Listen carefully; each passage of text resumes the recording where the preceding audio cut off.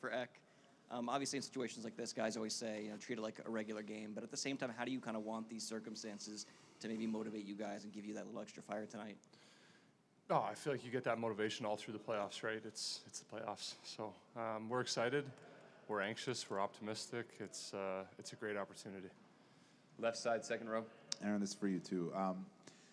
Being a win away, the position you're in now, right? I wonder if you could just, as someone who's been through pretty much everything with this franchise, can you put into perspective what this position means for you in particular, for Barkov in particular?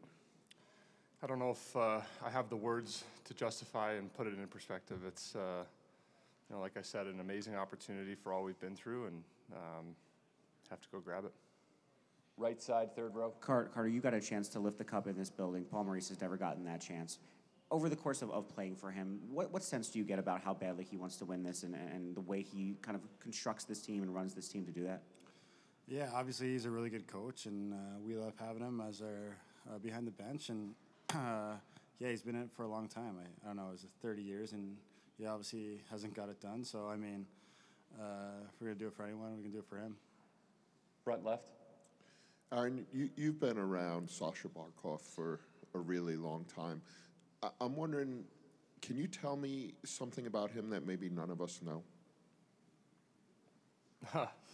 I mean, you guys know everything. No, he's really funny. I mean, that's kind of the thing that you could say about him that most people don't really know, because you don't really get that, his dry sense of humor comes out, in the room, not necessarily in front of you guys. So that's probably it. Right side, front row. Carter, over the last 2 days, the other team has talked about how well they've played. They feel like they could be up 2-0 or 2-1.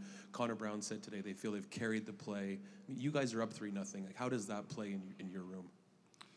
Yeah, I mean, we don't really focus on what they say. I mean, yeah, they can say whatever they want, and I mean, it's just we just try and focus on what we have to do out there and take it one game at a time. And I mean, yeah, it doesn't really affect us too much. Front right. Aaron, this one's for you.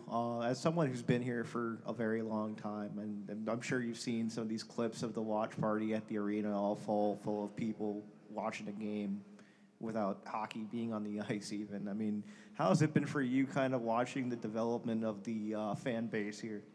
Yeah, that was really cool. I didn't see that until we were at the hotel after the game there the other night, that the whole lower bowl was full. So that was, really cool.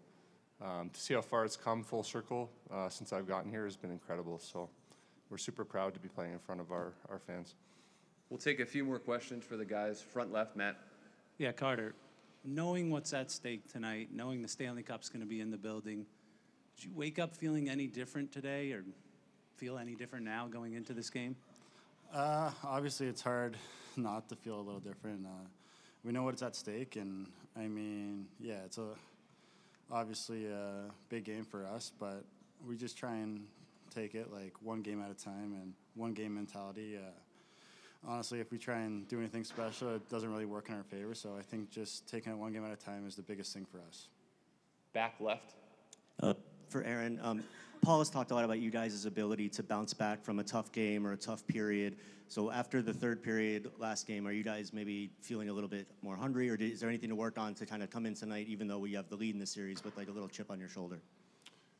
I don't remember seeing anything in that third period that we hated. At the end of the day, when you're up 4-1, the other team's going to really push, and we'd expect the same thing from our guys. So I don't think we need to change anything. We just have to continue doing what our team does best. Take one more question on the right side, standing up. Question for Aaron. What's your earliest Stanley Cup memory as a hockey fan, as a young kid watching and giving you maybe the inspiration of what you wanted to do for a living one day? I was lucky enough to grow up being a fan of the Detroit Red Wings, so that was obviously a bit of a gift. So, yeah, watching them growing up was always great. Steve Yzerman, Nick Lidstrom, those guys leading the way, it was truly a treat to watch them.